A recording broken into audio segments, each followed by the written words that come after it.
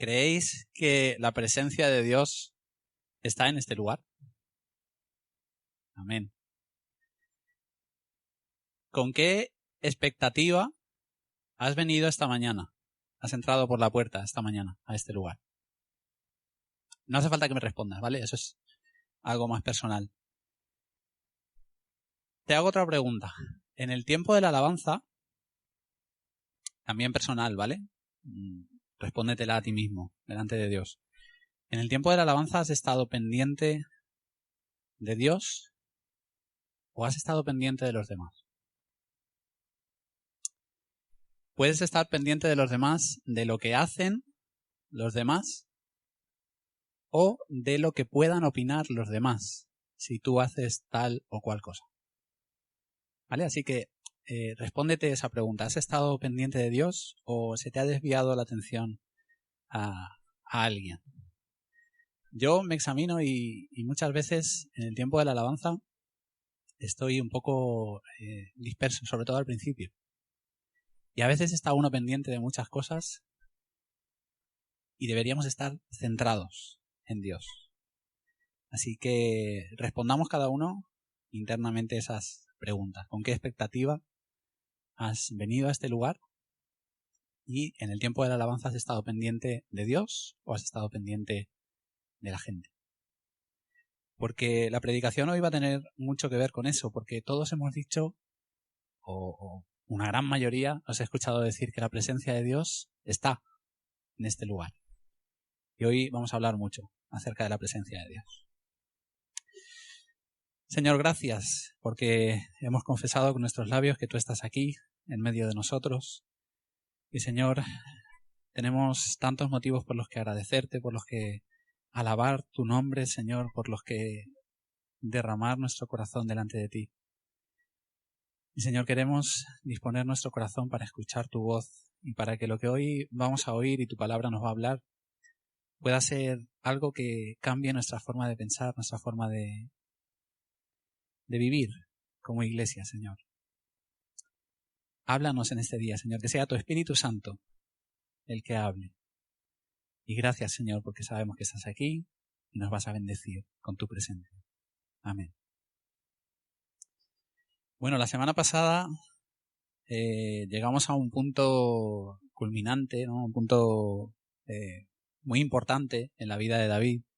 Vimos esa tragedia de Ziklag en esa ciudad que los filisteos le habían dado a David y cómo los amalecitas atacaron la ciudad, se llevaron a sus mujeres, a sus hijos, le dejaron la ciudad destrozada y en medio de toda esa tragedia, los hombres que iban con David quisieron matarle, quisieron apedrearle y David se fortaleció en el Señor su Dios. Vimos cómo consultó a Dios, persiguió a los amalecitas, recuperó lo que le pertenecía, volvieron, por el camino compartieron el botín con los 200 que se habían quedado en el torrente porque no podían continuar. Y después, al tercer día, diciéndole que había matado a Saúl. En realidad Saúl se había echado sobre su espada, pero este hombre quiso congraciarse con David y ganarse su favor, diciéndole, mira, he matado a tu enemigo y te he traído la corona y el brazalete que llevaban en el brazo. Y la reacción de David, la verdad es que es sorprendente, escapa de nuestra lógica. Porque en lugar de alegrarse David porque ha acabado el causante de sus problemas, el causante de que tuviera que huir, dejar a sus padres, dejar a su esposa, la esposa que le había dado, tener que irse a territorio filisteo, sufrir la tragedia de Ziklag, vivir previamente en cuevas, en desiertos. Él era el causante de todo eso y en lugar de alegrarse porque ese causante de sus problemas había desaparecido, lo que hace David es mandar matar al hombre que ha venido a darle la noticia. Y justo después, sabéis que David era cantautor y componía himnos, y justo después de ese momento compone una canción en honor a Saúl y a su hijo Jonatán.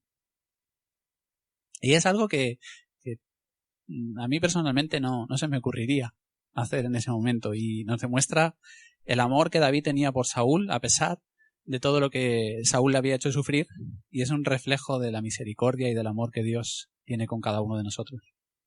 Por mucho que nosotros somos infieles y muchas veces pecamos y hacemos lo que a Dios no le agrada, Dios sigue renovando su misericordia cada mañana con cada uno de nosotros por medio de Jesucristo. Después de esto, David fue coronado, pero fue coronado en una ciudad, la ciudad de Hebrón, y solamente fue coronado por la tribu de Judá. El resto de las tribus de Israel no le reconocieron como rey. Sabéis que hoy en día en Venezuela hay 2 presidentes, ¿no? Maduro y Guaidó. Hay quien reconoce a uno, quien reconoce a otro. Pues en este momento de la vida de David está sucediendo justamente eso. A David le reconoce como rey la tribu de Judá, pero el resto de Israel coronan como rey a un hijo de Saúl llamado Isboset. Y durante 7 años y medio dice la palabra de Dios en 2 de Samuel, que hubo guerra entre la casa de David y la casa de Saúl. Es decir, hubo guerra entre las 2 partes del pueblo de Israel.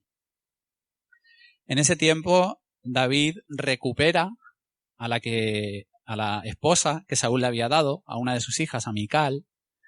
Mical Saúl la había dado a otro hombre, y David la manda recuperar, la manda volver a traer con él.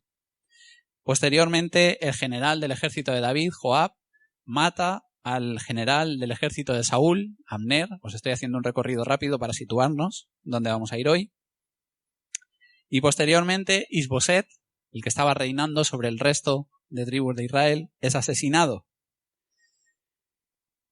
Y cuando David se entera de que Isboset, hijo de Saúl, el otro rey, el que estaba reinando sobre la parte de Israel que David no estaba reinando, cuando se entera de que ha sido asesinado, manda matar a los asesinos de Isboset.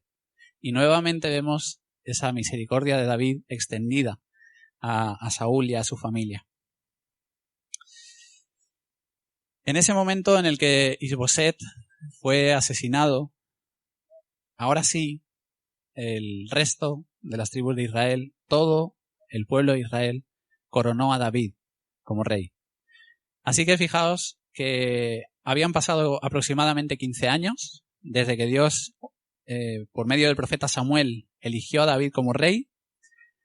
Habían pasado 15 años hasta que murió Saúl y fue coronado sobre una parte de Israel. Pero pasaron otros 7 años y medio, o sea, 22 años y medio, desde que Dios le dio la promesa a David hasta que esa promesa se cumplió plenamente. 22 años. Aquí más o menos David tenía, según el texto bíblico, 37 años de edad. Y lo primero que hizo como rey ya de todo Israel fue conquistar Jerusalén. Conquistó la ciudad de Jerusalén, estableció allí su casa y la primera batalla que tuvo, no os lo podréis imaginar, fue contra los filisteos. Los filisteos estuvieron constantemente en guerra con David. Pero es curioso porque hacía apenas 7 años David había estado precisamente en el bando filisteo. Había estado al servicio del rey Aquis de los filisteos. Y aquí hay una enseñanza, y es que el enemigo sigue siendo el enemigo. Los filisteos no se apiadaron de David porque había combatido con ellos. Fueron a pelear igual. Y muchas veces, aunque nosotros nos alejemos de Dios y estemos por un tiempo sirviendo al enemigo, cuando volvemos a Dios, el enemigo nos sigue considerando enemigos. Y vamos a seguir teniendo esa batalla y esa lucha. Y después de todo eso, llegamos al momento que hoy va a centrar la predicación. Todo esto ha sido un viaje a lo largo de 7 años para llegar a este punto. Y es el capítulo 6 del segundo libro de Samuel. Lo vamos a leer entero porque hay cosas muy interesantes en este capítulo y tampoco es un capítulo excesivamente largo, así que lo vamos a leer entero. Segundo de Samuel, capítulo 6. Lo vais a tener también en la pantalla. Dice: después de todo lo que os he contado, David volvió a reunir a todos los escogidos de Israel, 30.000. Y se levantó David y partió de Baala de Judá con todo el pueblo que tenía consigo, para hacer pasar de allí el arca de Dios, sobre la cual era invocado el nombre del Señor de los ejércitos, que mora entre los querubines. Pusieron el arca de Dios sobre un carro nuevo, y la llevaron de la casa de Abinadab, que estaba en el collado, y Uza y Ahío, hijos de Abinadab, guiaban el carro nuevo. Y cuando lo llevaban de la casa de Abinadab, que estaba en el collado, con el arca de Dios, Ahío iba delante del arca. Y David y toda la casa de Israel danzaban delante del Señor con toda clase de instrumentos de madera de haya, con arpas, salterios, panderos, flautas y címbalos. Cuando llegaron a la era de Nacón, Uza extendió su mano al arca de Dios y la sostuvo, porque los bueyes tropezaban. Y el furor del Señor se encendió contra Uza, y lo hirió allí Dios por aquella temeridad, y cayó allí muerto junto al arca de Dios. Y se entristeció David por haber herido el Señor a Uza, y fue llamado a aquel lugar Pérez Uza, hasta hoy. Y temiendo David al Señor aquel día, dijo: ¿cómo ha de venir a mí el arca del Señor? De modo que David no quiso traer para sí el arca del Señor a la ciudad de David, y la hizo llevar David a casa de Obed-edom geteo. Y estuvo el arca del Señor en casa de Obed-edom geteo 3 meses, y bendijo el Señor a Obed-edom y a toda su casa. Fue dado aviso al rey David, diciendo: el Señor ha bendecido la casa de Obed-edom y todo lo que tiene a causa del arca de Dios. Entonces David fue y llevó con alegría el arca de Dios de casa de Obed-edom a la ciudad de David. Y cuando los que llevaban el arca de Dios habían andado 6 pasos, él sacrificó un buey y un carnero engordado. Y David danzaba con toda su fuerza delante del Señor, y estaba David vestido con un efod de lino. Así David y toda la casa de Israel conducían el arca del Señor con júbilo y sonido de trompeta. Cuando el arca del Señor llegó a la ciudad de David, aconteció que Mical, hija de Saúl, miró desde una ventana y vio al rey David, que saltaba y danzaba delante del Señor, y le menospreció en su corazón. Metieron pues el arca del Señor y la pusieron en su lugar, en medio de una tienda que David le había levantado. Y sacrificó David holocaustos y ofrendas de paz delante del Señor. Cuando David había acabado de ofrecer los holocaustos y ofrendas de paz, bendijo al pueblo en el nombre del Señor de los ejércitos. Y repartió a todo el pueblo y a toda la multitud de Israel, así a hombres como a mujeres, a cada uno un pan, un pedazo de carne y una torta de pasas. Y se fue todo el pueblo, cada uno a su casa. Volvió luego David para bendecir su casa, y saliendo Mical a recibir a David, dijo: «Cuán honrado ha quedado hoy el rey de Israel, descubriéndose hoy delante de las criadas de sus siervos, como se descubre sin decoro un cualquiera». Entonces David respondió a Mical: «Fue delante del Señor, quien me eligió en preferencia a tu padre y a toda tu casa, para constituirme por príncipe sobre el pueblo del Señor, sobre Israel. Por tanto, danzaré delante del Señor, y aún me haré más vil que esta vez, y seré bajo a tus ojos, pero seré honrado delante de las criadas de quienes has hablado». Y Mical, hija de Saúl, nunca tuvo hijos hasta el día de su muerte.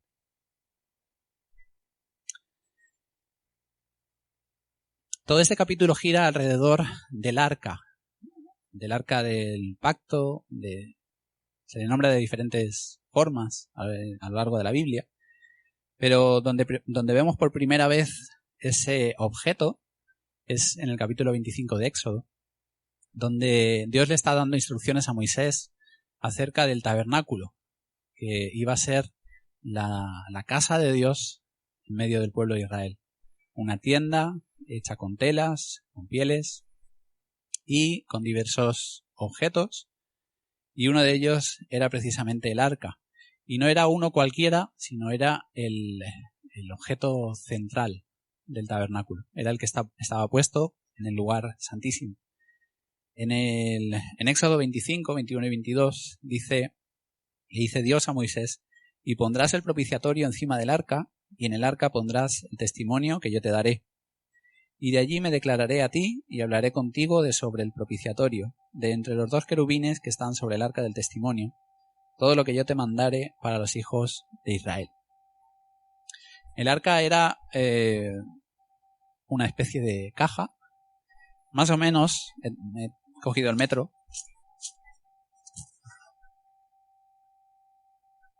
más o menos medía esto de largo, a que sería un poco menor que la mesa, y de ancho y de alto medía lo mismo y aproximadamente medía esto, ¿vale? O sea que era... no sé cuánto medía la mesa.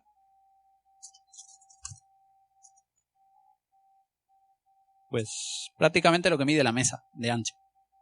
Así que para que os hagáis una idea, pues el arca era aproximadamente como la mesa, quizá algo más pequeña.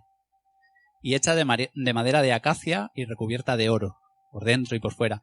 Y encima tenía la tapa con 2 querubines, mirando el uno hacia el otro, con las alas extendidas. Y dice la Biblia que en medio de esos 2 querubines estaba la presencia de Dios. Ahí es donde Dios se manifestaba y desde donde Dios hablaba a Moisés. Como os decía, ese arca estaba en el lugar santísimo, detrás del velo, y solamente el sumo sacerdote podía acceder a ese lugar con la sangre del sacrificio, y una vez al año. Ese arca era transportada, igual que el resto del tabernáculo, era transportada, era móvil, y por eso el arca tenía anillas a los lados y había una vara en este lado y otra vara en este lado con la cual se podía transportar. Es decir, no la cargaban así, sino que tenía 2 varas a los lados para transportarla sobre los hombros. Así que ese arca, junto con el resto del tabernáculo, era desmontada, y cuando el pueblo de Israel tenía que viajar, tenía que caminar por el desierto, todo era transportado y el arca iba delante del pueblo de Israel. El arca la vemos cuando el pueblo de Israel cruza el Jordán. Los levitas están cargando el arca y se ponen en medio del Jordán, y en el momento en el que ellos pisan el Jordán con el arca, con la presencia de Dios, las aguas del Jordán se detienen y se mantienen ahí hasta que todo el pueblo cruza. Después vemos el arca en los muros de Jericó. Cuando Dios les ordena rodear la ciudad, el arca de Dios va delante. La presencia de Dios va con ellos, rodeando la ciudad. Una vez se establecen en la tierra prometida, en la tierra que Dios les da, el arca permanece en Silo, en una ciudad, en Silo, y en una cierta ocasión, en una batalla contra los filisteos, sucedió esto. El pueblo de Israel sabía que el arca era fundamental, que era importantísima, era la presencia de Dios. Así que el pueblo de Israel, ante la batalla que se avecinaba con los filisteos, dijeron: vamos a llevar el arca. El arca había ido con ellos, había cruzado el Jordán, habían rodeado las murallas de Jericó, habían caído. Así que en la batalla contra los filisteos dijeron: vamos a llevar el arca, porque el arca es la que nos va a dar la victoria. En 1 Samuel 4:4 dice: así que enviaron un destacamento a Silo para sacar de allí el arca del pacto del Señor Todopoderoso, que reina entre los querubines. Y nombra a 2 hijos de Eli que estaban a cargo del arca. Así que mandaron que llevaran el arca al lugar de la batalla. Aconteció que cuando el arca del pacto del Señor llegó al campamento, todo Israel gritó con tan gran júbilo que la tierra tembló. Cuando los filisteos oyeron la voz de júbilo, dijeron: ¿qué voz de gran júbilo es esta en el campamento de los hebreos? Y supieron que el arca del Señor había sido traída al campamento. Y los filisteos tuvieron miedo, porque decían: ha venido Dios al campamento. Y dijeron: ay de nosotros, pues antes de ahora no fue así. Ay de nosotros, ¿quién nos librará de la mano de estos dioses poderosos? Estos son los dioses que hirieron a Egipto con toda plaga en el desierto. Así que los filisteos se atemorizaron cuando vieron que los israelitas habían llevado el arca, porque los filisteos sabían que con el arca venía Dios. Así que los filisteos se esforzaron y en esa batalla capturaron el arca. El arca de Israel, el arca de Dios, el arca del pacto, fue llevada a manos de los filisteos. Y continúa en 1 Samuel 5, continúa narrando que para los filisteos aquello fue una desgracia, el haber capturado el arca, porque la pusieron en el templo de su dios, del dios Dagón, que tenía una estatua, y cuando pusieron el arca allí, al día siguiente vinieron y la estatua del dios Dagón estaba en el suelo. Y dijeron: bueno, ¿qué ha pasado aquí? La volvieron a colocar y al día siguiente se había vuelto a caer la estatua, pero esta vez se había roto y estaba la cabeza por un lado, los brazos por otro. Así que los filisteos empezaron a sospechar que algo no iba bien con el arca. Eso fue en la ciudad de Asdod, y resulta que en la ciudad de Asdod a la gente le empezaron a salir tumores. Y ya los filisteos empezaron a decir, bueno, esto de haber traído el arca quizá no ha sido una buena idea, así que la vamos a mandar a otra ciudad, pero a otra ciudad de los filisteos. Y la mandaron a la ciudad de Gat. Y en la ciudad de Gat volvió a suceder lo mismo, volvieron a salir tumores, la gente volvió a enfermar, volvió a morir. Así que los de Gat dijeron, pues el arca para otros. Y se la mandaron a la ciudad de Ecrón, también de los filisteos. Y en la ciudad de Ecrón volvió a suceder lo mismo. Una gran mortandad, tumores. Así que ya los filisteos dijeron, bueno, esto del arca, 7 meses estuvieron así, pasándosela de unos a otros. Y ya dijeron, bueno, esto del arca no ha sido buena idea. Así que se la vamos a devolver a los israelitas. Y si se tiene que morir alguien, que sean ellos. Así que hicieron una cosa que no se había hecho nunca, que es poner 2 vacas, ponerles a 2 vacas con un carro nuevo, y esas 2 vacas tenían crías. Así que las crías las encerraron en el corral, en el establo, y dijeron, bueno, vamos a poner el arca aquí y que las vacas se la lleven al territorio de los hebreos, de los israelitas. Y efectivamente, aunque las vacas tenían las crías en el corral, salieron en dirección contraria, lo cual fue algo milagroso, ¿no? Así que el arca encima del carro llegó al territorio de Israel y la recibieron en la ciudad de Bet-Semes. Los levitas que había en aquella ciudad recibieron el carro con las vacas, con el arca, tomaron el arca, hicieron leña con el carro y sacrificaron las vacas. Les vino todo a la mano.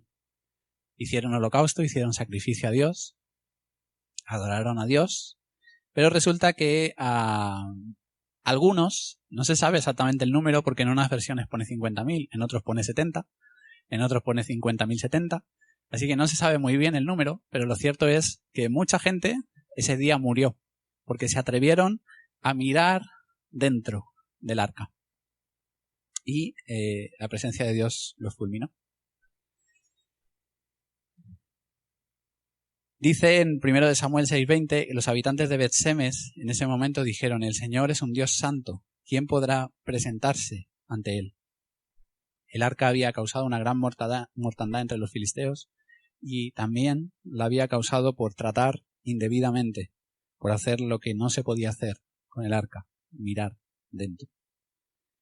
Así que de allí la mandaron a otra ciudad llamada Kiriat Jearim y estuvo durante 20 años en casa de un hombre llamado Abinadab. Aquel hombre la recibió en su casa y la tuvo allí. Y durante todo el reinado de Saúl, el arca estuvo ahí, en casa de un señor, pero no se le dio importancia. Así que muchos años después de ese episodio de los filisteos, del carro, etc., David se da cuenta de que el arca está en un lugar que no debería estar. El arca había estado olvidada, había estado relegada.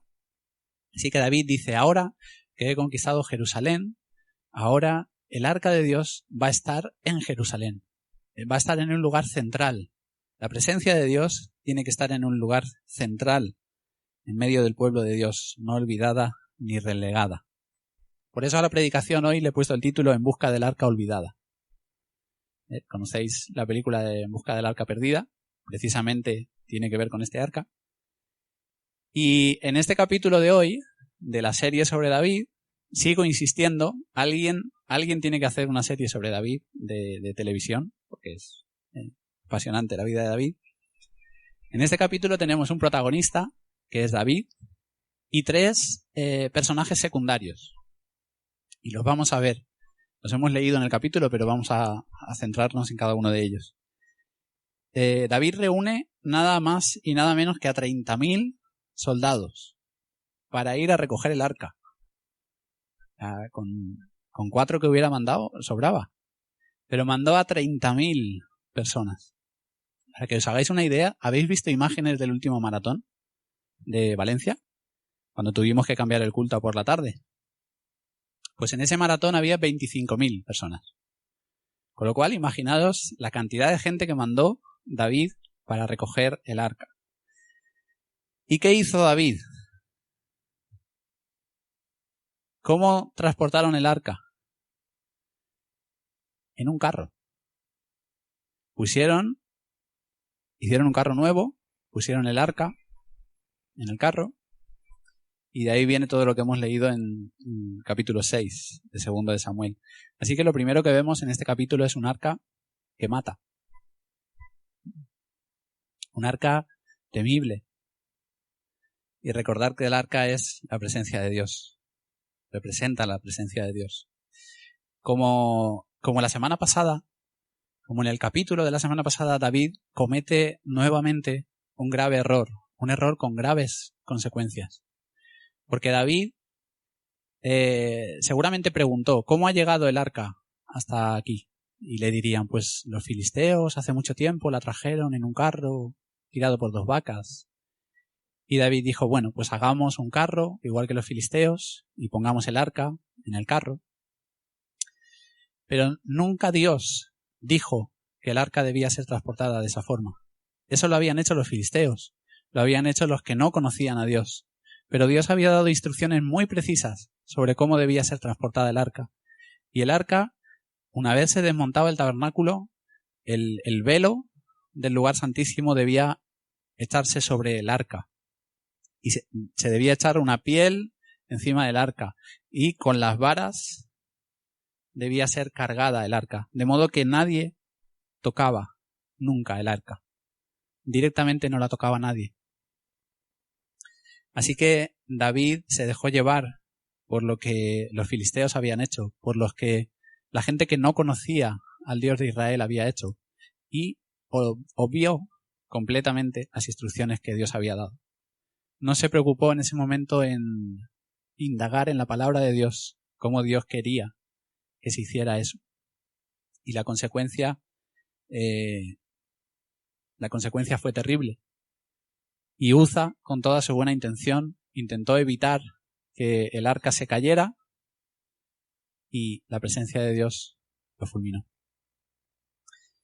Así que lo que os quiero decir en este punto es que tengamos cuidado nosotros, como pueblo de Dios, en adoptar usos, costumbres, tradiciones, pensamientos de gente que no conoce a Dios. Porque por encima de lo que nuestra sociedad dice, por encima de lo que nos dice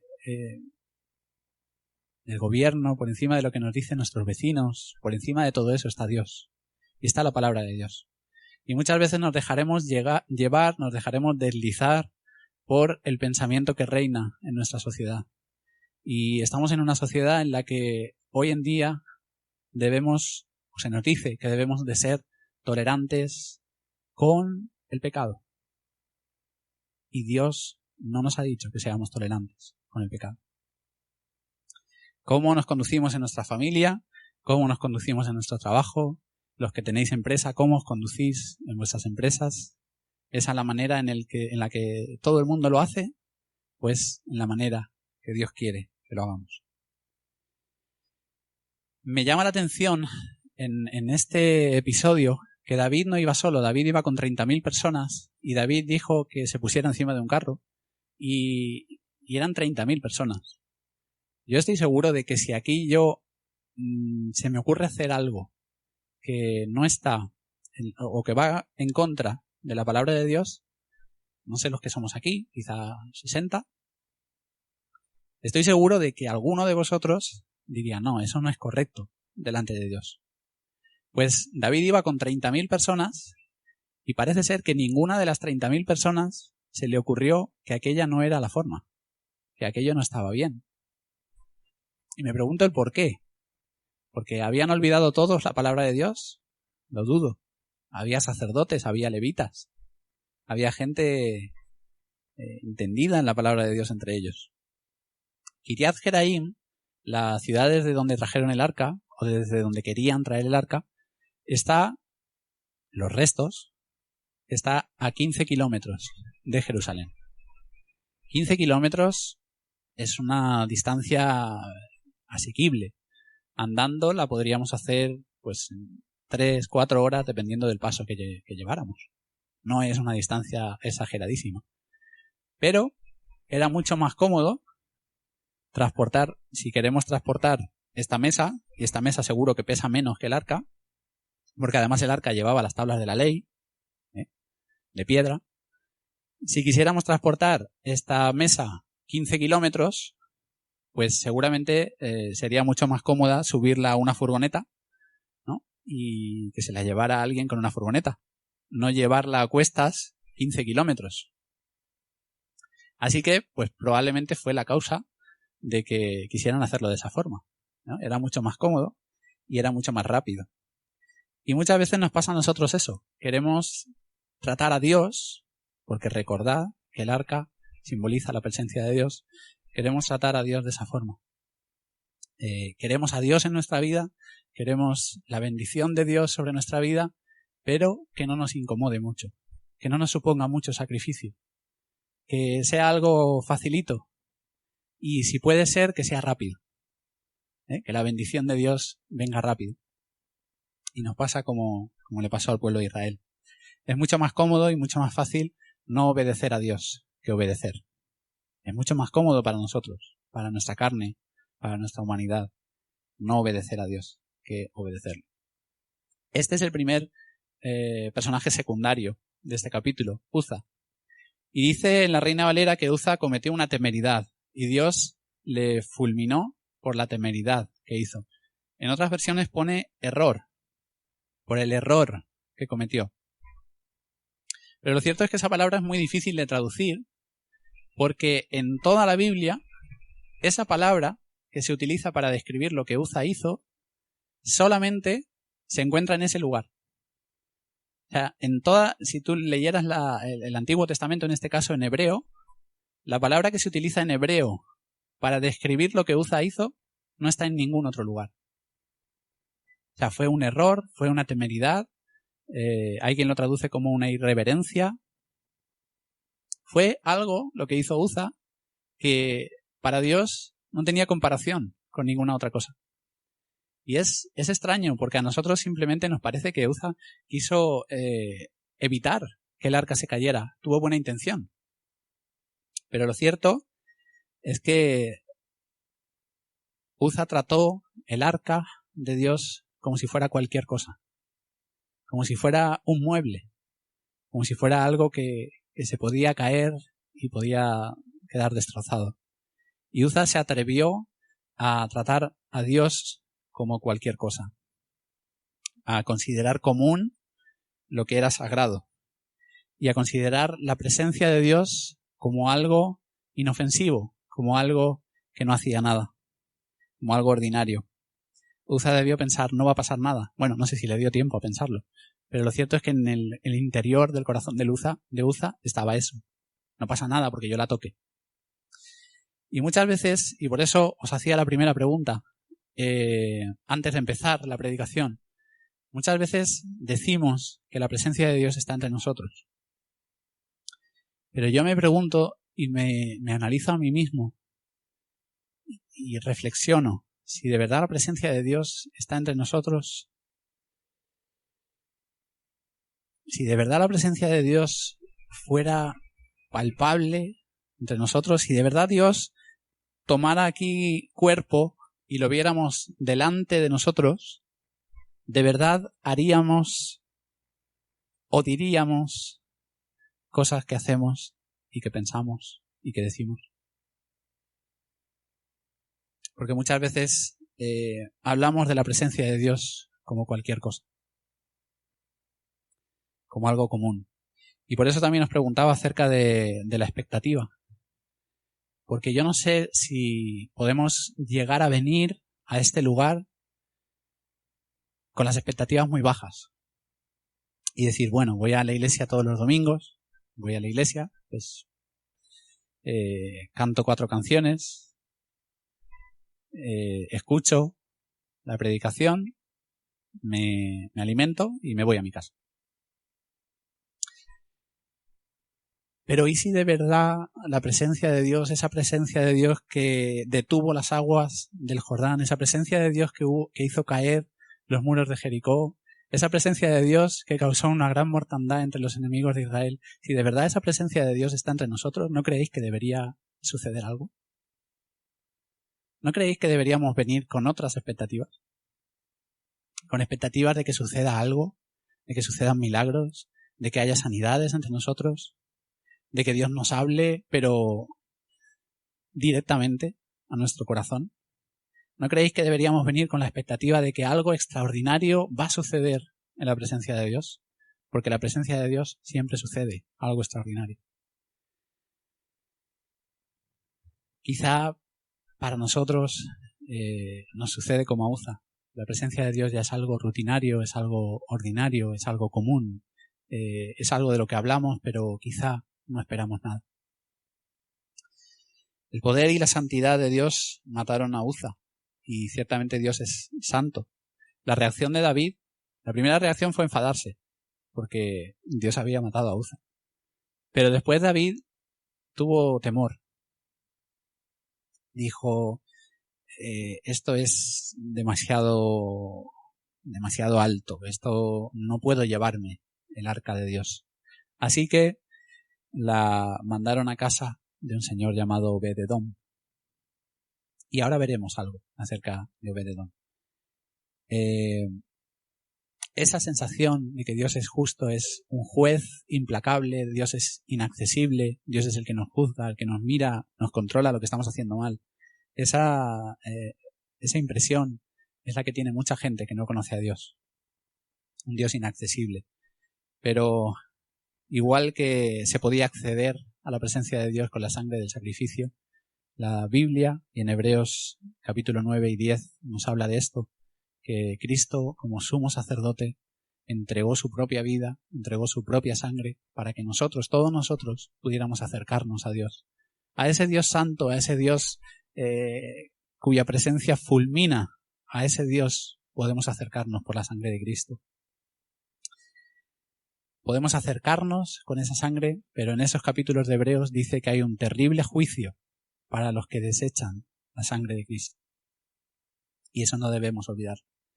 Y pensando en esto, leía que Dios es como el fuego de una hoguera. Porque el fuego de una hoguera te puede calentar. Te da calor. Ahora que hemos pasado esta semana... Por cierto, Gloria está aquí. Gloria, me he acordado mucho de ti esta semana. Te habrán pitado los oídos, ¿no? La borrasca Gloria, digo, nos ha dejado... Dios es como el fuego de una hoguera, te puede calentar, te puede dar calor, es de bendición. Pero si haces lo que no debes con el fuego, te acabas quemando. Y Dios es así. Y muchas veces nos olvidamos de que Dios es precisamente fuego consumidor. Hemos visto un arca que mata, pero también vemos en este texto un arca que bendice. Porque David le endosó, dijo, este arca no me la llevo, le endosó el arca a Obed-Edom. Y le cayó un marrón, como solemos decir, ¿no? Le cayó un marrón encima a Obed-Edom. Porque Dios acababa de fulminar a Uza y Obed-Edom acaba con el arca en su casa. Me quiero imaginar la conversación, no sé si estaría casado, pero me quiero imaginar la conversación de este señor con su mujer. Diciendo, ahora, ¿qué hacemos con esto? Con esto aquí en medio del salón. Y la mujer a lo mejor pensaría, bueno, ¿y cómo voy a limpiar yo esto? O el marido también podía limpiar, ¿vale? Y el marido diciéndole, pero sobre todo no la toques. O sea, ni se te ocurra. ¿Vale? No sé cómo lo harían, pero ahí estuvo el arca en medio de su casa. Os decía que David y el pueblo de Israel quisieron tratar a Dios de una manera cómoda, de una manera fácil. Pero Obed-Edom tuvo que sufrir en su casa la incomodidad de tener el arca, de tener la presencia de Dios. Pero a cambio, Dios le bendijo. Dice el texto, durante esos 3 meses que estuvo en casa de Obed-Edom, Obed-edom fue bendecido, su casa fue bendecida. No nos dice cómo, no se nos dice si quizá los campos que él cultivara produjeron más, si quizá su economía fluyó, si quizá su relación familiar fue mejor. No se nos dice cómo fue bendecido, pero lo cierto es que Dios le bendijo tener la presencia en su casa. Y muchas veces nos cae un marrón encima cuando Dios nos elige para ciertas tareas. A veces es un marrón, pero Dios siempre nos va a bendecir si Dios es el que nos ha elegido para hacer esa tarea. Obed-edom hizo sitio en su casa para poner el arca de Dios, y de la misma forma nosotros tenemos que hacer sitio en nuestro corazón, en nuestro hogar, en nuestra familia, para que Dios, la presencia de Dios, tome un lugar central en nuestra casa, en nuestra vida. Y fijaros, porque Obed-edom no recibió el arca para ser bendecido por Dios. Obed-edom recibió el arca en obediencia, porque le cayó el arca encima y dijo, bueno, pues ahora vamos a tratar al arca como debe tratarse el arca, la presencia de Dios. Y a consecuencia de ello fue bendecido. O sea, Obed-edom no quiso tener la presencia de Dios en su casa para que le bendijera, sino en obediencia a Dios. Y eso es lo que sucede en nuestra vida. La obediencia siempre precede a la bendición. La bendición viene después de la obediencia. ¿Y sabéis un detalle importante? Obed-edom, dice el texto que hemos leído, que era geteo o geteo. ¿Sabéis qué significa eso? Que era de Gat, la ciudad de Gat. ¿Y sabéis de quién era la ciudad de Gat? De los filisteos. O sea que Obed-edom era un filisteo que estaba viviendo entre el pueblo de Israel. Así que resulta que David hizo como hicieron los filisteos y un filisteo hizo como tenía que haber hecho David.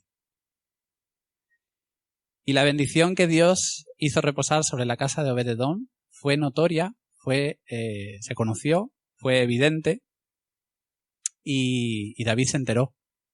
Así que dijo, bueno, ahora probablemente en esos 3 meses David se dio cuenta del error que había cometido.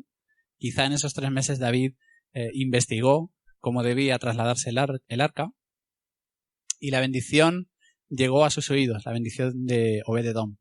Y así pienso que tenemos que ser también nosotros, que la presencia de Dios en nuestra vida provoque tal cambio, tal bendición y sea tan notable que sea evidente a todos los que nos rodean que Dios está con nosotros. Hemos visto un arca que mata y hemos visto a Uza, hemos visto un arca que bendice y hemos visto a Obed-edom, y ahora vemos un arca que produce una inmensa alegría. Y vamos a ver a la tercera tercera personaje secundaria. David reconoció su error y no lo vemos directamente en el capítulo que hemos leído, pero hay un paralelo en Primera de Crónicas. Primera de Crónicas es paralelo al segundo libro de Samuel. En Primera de Crónicas, capítulo 15, en los 2 primeros versículos, dice: hizo David también casas para sí en la ciudad de David y arregló un lugar para el arca de Dios y le levantó una tienda. Entonces dijo David: el arca de Dios no debe ser llevada sino por los levitas, porque a ellos ha elegido el Señor para que lleven el arca del Señor y le sirvan perpetuamente. Y después, más adelante, en los versículos del 11 al 15, dice: y llamó a David a los sacerdotes Sadoc y Abiatar, y a los levitas Uriel, Asaías, Joel, Semaías, Eliel y Aminadab, y les dijo: vosotros, que sois los principales padres de las familias de los levitas, santificaos vosotros y vuestros hermanos, y pasad el arca del Señor Dios de Israel al lugar que le ha preparado. Pues, por no haberlo hecho así, vosotros la primera vez, el Señor nuestro Dios nos quebrantó, por cuanto no le buscamos según su ordenanza. Así los sacerdotes y los levitas se santificaron para traer el arca del Señor Dios de Israel, y los hijos de los levitas trajeron el arca de Dios puesta sobre sus hombros en las barras, como lo había mandado Moisés, conforme a la palabra del Señor. Ahora sí, David se dio cuenta de que había hecho como hacía la gente que no conocía a Dios. Se había comportado de una manera que no era la que Dios quería. Y ahora sí, enmendó su error. Y esa es una característica de David. Porque David se equivocó. Y lo vimos la semana pasada, y lo hemos visto hoy, y lo seguiremos viendo. David se equivocó muchas veces. Pero David reconoció cuando se había equivocado. Y se quebrantó delante de Dios. El arca era temible. Nadie la podía tocar. Pero es curiosa la reacción de todo el pueblo. Porque ahora que llevaban el arca de Dios y ahora sí la estaban llevando bien, el pueblo estaba lleno de alegría. Iba el grupo de alabanza delante y dice que unos iban tocando címbalos, otros iban tocando arpas, liras. O sea, estaba el baterista, estaba el guitarrista, los guitarristas y estaban los trompetistas. Iban todos ahí delante con una gran alegría porque la presencia de Dios estaba yendo a Jerusalén. La presencia de Dios era una causa de gran alegría. ¿Es así entre nosotros? Y América lo estaba diciendo antes en la alabanza, en la oración. La presencia de Dios está en este lugar. ¿Y cuál es nuestra reacción? Esto lo dije en su momento cuando hablé del fruto del Espíritu, cuando hablé del gozo, de la alegría. Y os dije, uno de los momentos, probablemente el momento donde yo más alegre he visto a la gente en general, fue cuando España ganó el Mundial. En serio. O sea,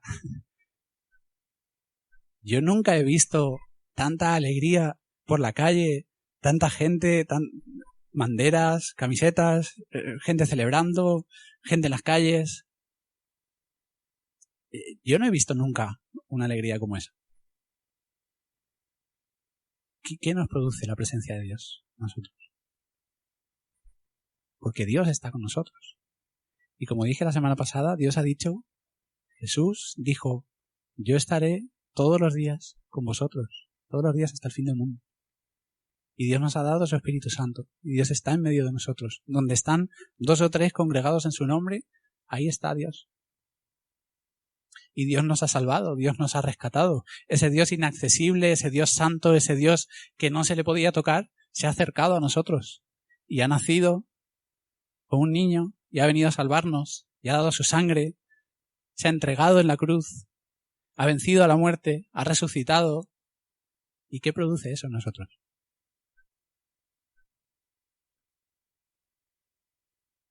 Porque creo que a veces caemos en la rutina y no sentimos de verdad esa alegría por todo lo que Dios ha hecho por nosotros.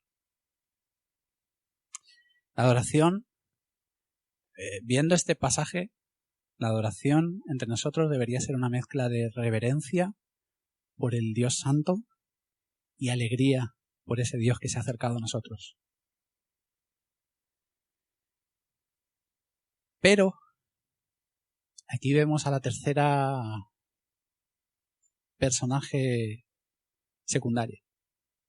Se me hace raro decir personaje secundaria porque como hoy en día el lenguaje tiene que ser inclusivo, pues se me va a personaja. Pero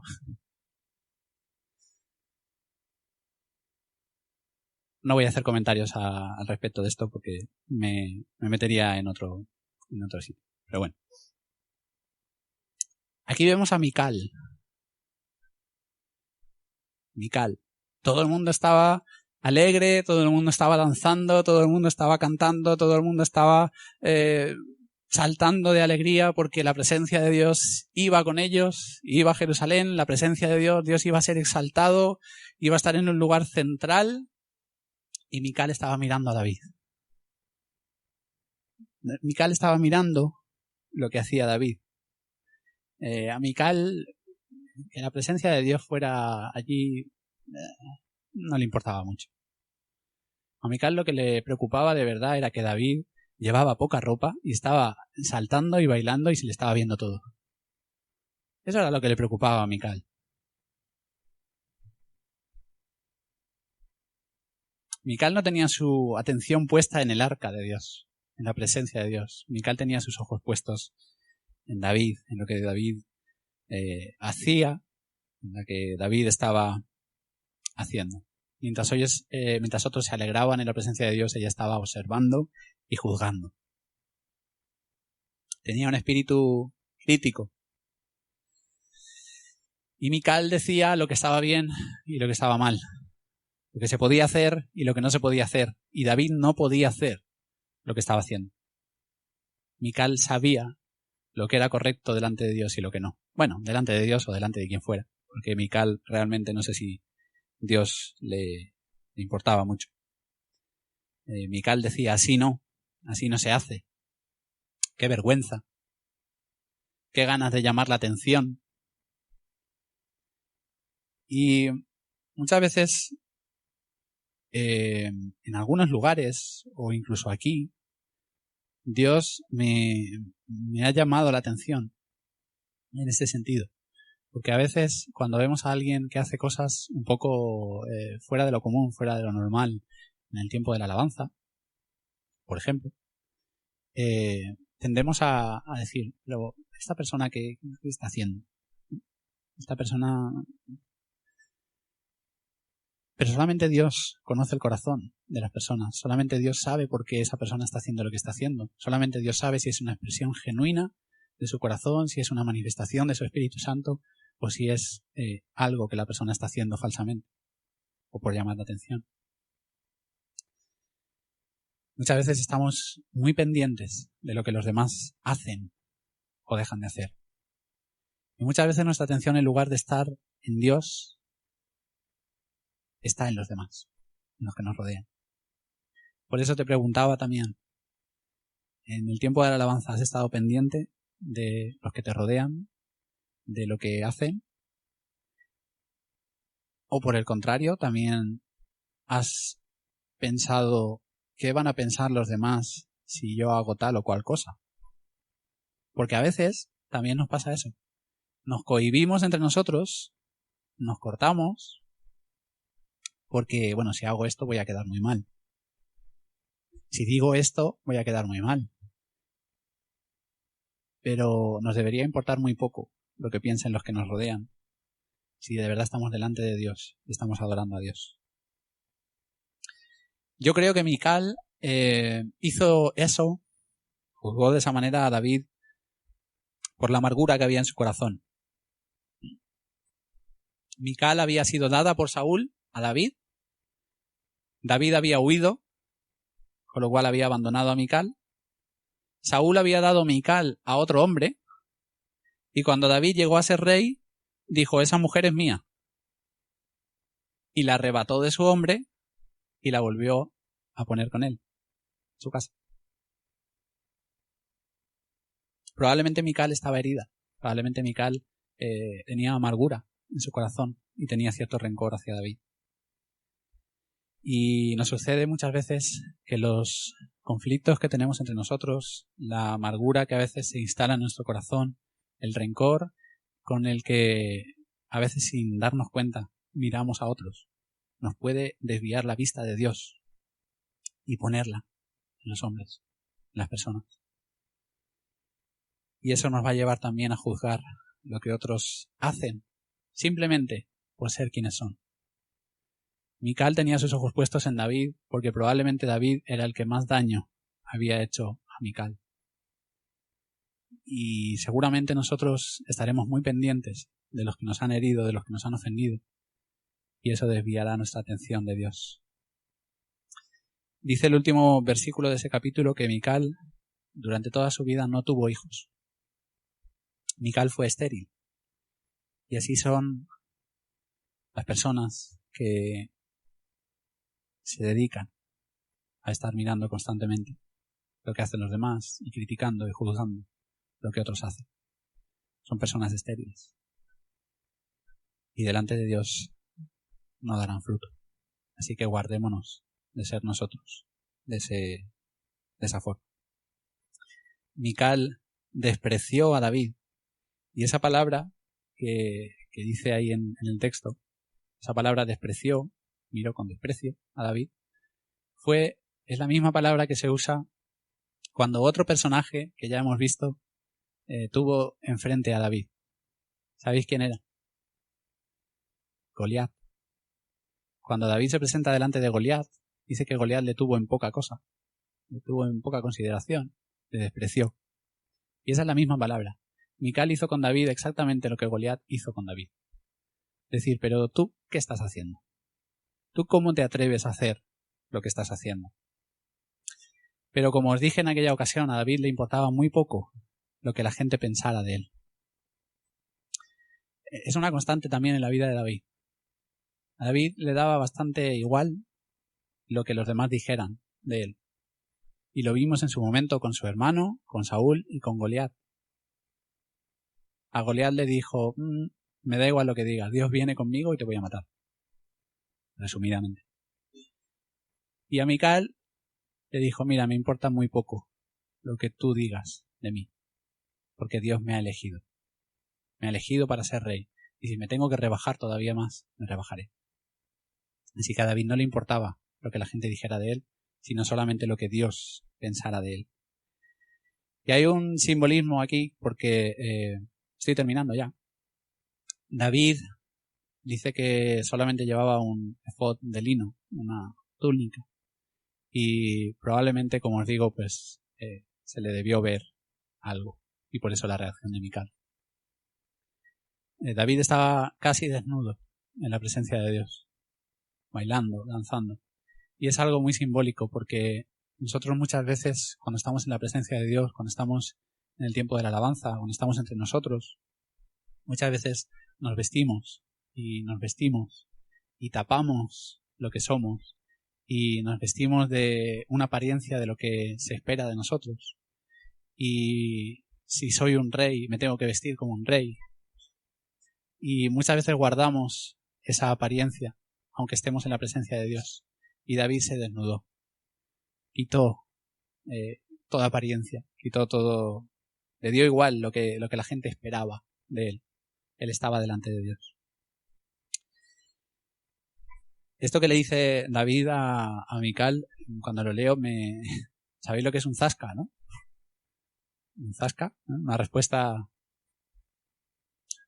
que dice, Dios me ha elegido. O sea, por encima de tu padre y por encima de la casa de tu padre, Dios me ha elegido a mí como rey. Dios sabía quién era. Dios sabía que Dios le había elegido. Y le importaba muy poco lo que Mical dijera. Y me gustaría que eso fuera así, empezando por mí. Porque quizá no llegamos a ser libres y a ser transparentes los unos con los otros.